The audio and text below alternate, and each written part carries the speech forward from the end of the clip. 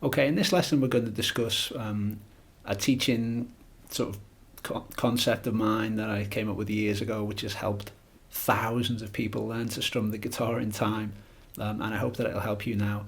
I call it the universal strumming pattern.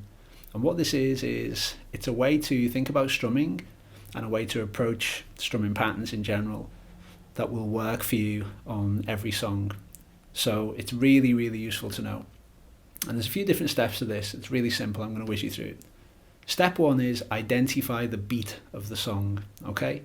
There's lots of ways you can do this, but broadly, identifying the beat of a song is how you'd clap your hands or how you'd tap your foot to the song. If you look in the timing section of this course, you'll find a whole lesson there dedicated to how to identify the beat of a song. So step one, identify the beat of the song. Step two is strum one downstroke on each beat. So let's say you identified the beat of the song to be, and remember the beat of a track is always regular. It's nothing too funky. It's not or anything like that. It's always regularly spaced. Yeah, there's the same gap between each beat. So let's say the beat of the song is, then what I want you to do is strum one downstroke with each beat. Okay, so let's say it was, let's say the chord change was G to C added 9. Yeah, so what I want you to play is,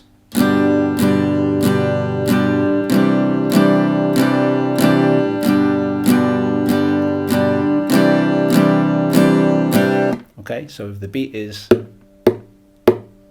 you play down, down, down, that on each beat. Okay, so that's step two. Step one is identify the beat. Step two is play a downstroke on each beat.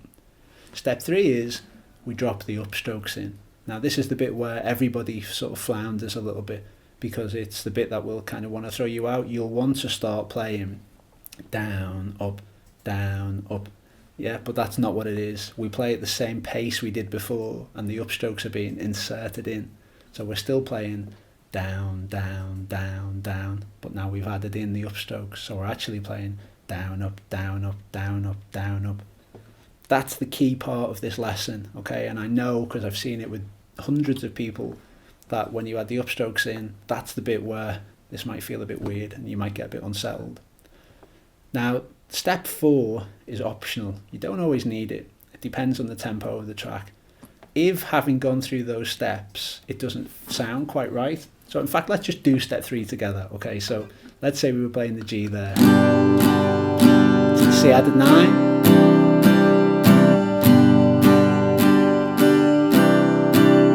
Now we're going to add the upstrokes in. And remember, for the upstrokes, we only need to catch strings 1, 2, and 3. We don't need to strum all 6 strings on the way up.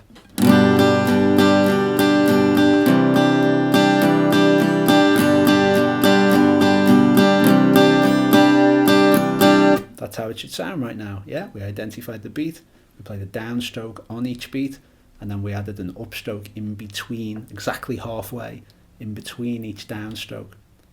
That pattern there will work for almost every song that you can try. And sure, there might be a different strumming pattern that sounds better or is more faithful to the original song, but that pattern that I've just showed you will work. The fourth step that's optional is if it's a really slow tempo track, then it will feel like the song's too sparse. You'll have gone through that process and the song feels a bit empty and it's like, well, there isn't enough strumming in there. You know, if it was a slow track, you might be playing, and there isn't enough strumming happening. If you feel like, having gone through steps 1, 2, and 3, that there isn't quite enough, strumming there, then what you need to do is exactly double the strumming. Okay, so don't add a bit in, a little bit more, a little bit less. You have to exactly double it. So if you were playing, then now it needs to be, you've got to exactly double it. Use a metronome if you find that easier, a metronome app. Again, we spoke about this in the timing section of the course. There's tons of stuff there that will help with this. So step one, identify the beat of the song. Step two, play one downstroke on the beat of the song. Step three, add an upstroke in between each downstroke. And then optional step 4, if the song sounds too sparse, too empty, then you need to strum at exactly double the speed that you currently are. I've tried this pattern, this technique, on hundreds and hundreds of songs, and I know that it works. I've never found a song yet where it doesn't quite work.